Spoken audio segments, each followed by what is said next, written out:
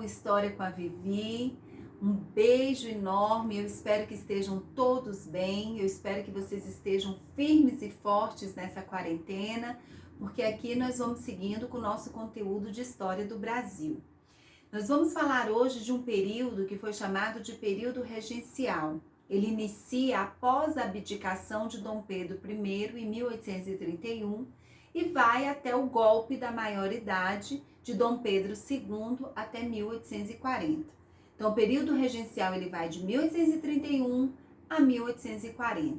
É um momento de transição entre o primeiro reinado e o segundo reinado.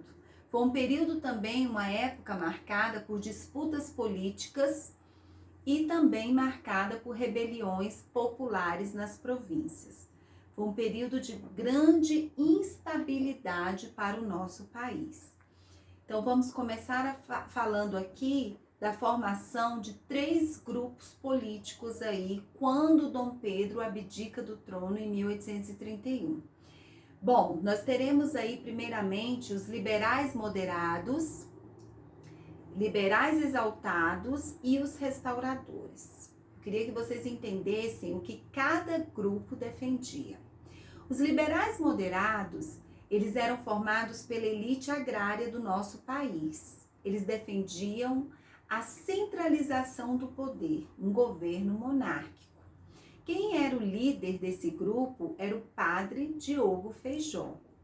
Os liberais exaltados, eles queriam autonomia para as províncias. O grupo, ele meio que se dividia. Alguns defendiam república, abolição, e os outros queriam apenas ter o comando das províncias. Quem liderava esse grupo era o Cipriano Barata, o mesmo líder da Revolução Pernambucana de 1817. Lembram dela? Um outro grupo que se formou foram os restauradores. Eles lutaram pelo retorno de Dom Pedro I ao poder. Quem liderava era José Bonifácio. Esses grupos políticos, eles defendiam causas bem diferentes. Mas eu quero que vocês entendam o seguinte: todos os 3 grupos eram formados por membros da elite. Não temos aqui participação das camadas populares. O período regencial, ele foi marcado por uma divisão. Nós vamos ter aqui, primeiramente, as regências trinas, a regência trina provisória e a regência trina permanente, que vão durar apenas 4 anos. Inicia em 1831 e vai até 1835. Depois nós teremos a regência una de Feijó, que dura apenas 2 anos, de 1835 até 1837. E teremos, por último, a regência una de Araújo Lima, que vai durar 3 anos, de 1837 a 1840. E eu quero falar separadamente de cada período aí com vocês. A regência trina provisória, ela veio para organizar o parlamento. Então, a regência trina provisória foi um passo para a formação da regência trina permanente em 1831. O nome trina é porque nós vamos ter aqui 3 regentes comandando o governo do nosso país. Então, eu quero que vocês entendam o seguinte: quando há uma mudança de governo, nós vamos ter aqui várias medidas, várias reformas acontecendo no nosso país. Então, o que vai acontecer? Em 1831 foi criada a Guarda Nacional.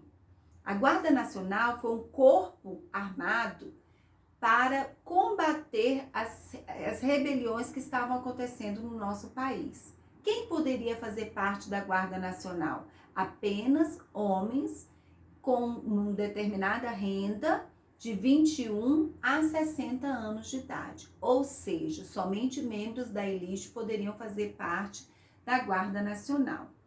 Nós vamos ter também a criação do ato adicional em 1834. O ato adicional veio para poder fazer algumas mudanças na nossa Constituição de 1824. Uma delas foi a suspensão do poder moderador. O poder moderador, ele não foi extinto, Porém, ele foi suspenso pelo menos durante o período regencial. Foi abolido também o Conselho de Estado, que anteriormente tinha sido criado por Dom Pedro I. O ato adicional também cria as assembleias provinciais. O que significava isso? Significava que as províncias teriam mais autonomia. Isso fez com que os exaltados comandassem por um determinado período o governo. Uma outra coisa também que o ato adicional estabelecia foi a criação da regência una. Em 1835, o padre Feijó, ele foi eleito e torna-se o regente do Brasil. Eu preciso fazer uma observação. A regência una, ela substitui a regência trina devido à grande instabilidade que o Brasil está passando, está atravessando. Coincidentemente, no governo de Diogo Feijó vão estar acontecendo duas grandes rebeliões, a cabanagem e a farroupilha.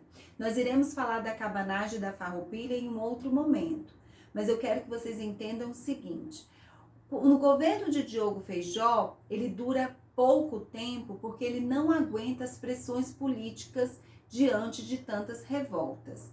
E ele também não aguenta, alguns historiadores acreditam também que ele estava passando por um momento fragilizado de saúde. Por isso, Feijó, ele vai renunciar em 1837. Durante o governo de Feijó, nós vamos ter duas alas aí, os liberais e os conservadores. Os liberais, eles foram formados pelos grupos, parte do grupo dos exaltados e parte do grupo dos moderados. E os conservadores, eles vão ser parte do grupo dos restauradores e parte do grupo dos liberais moderados. Esses dois grupos, eles irão se dividir e lá na frente, no segundo reinado, eles irão se destacar. Nós teremos então os liberais e os conservadores que lá na frente vão se destacar no segundo reinado. Aqueles três grupos, liberais, exaltados e restauradores, eles irão se dividir nesses dois grupos, liberais e conservadores. Então Feijó, ele renuncia e nós vamos ter aí em 1837 Araújo Lima assumindo o poder. Araújo Lima, ele assume e junto com ele vai vir um regresso. O que significava isso? Os conservadores, eles se tornarão o grupo hegemônico, ou seja, todas as medidas que foram tomadas até então pelos liberais, eles irão modificar.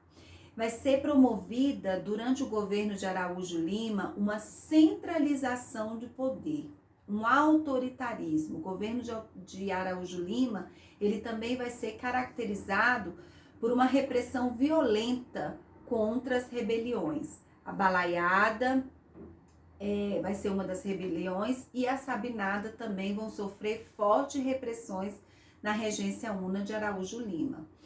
E essas disputas políticas fizeram com que os liberais criassem um clube chamado Clube da Maioridade e antecipassem a maioridade de Pedro de Alcântara.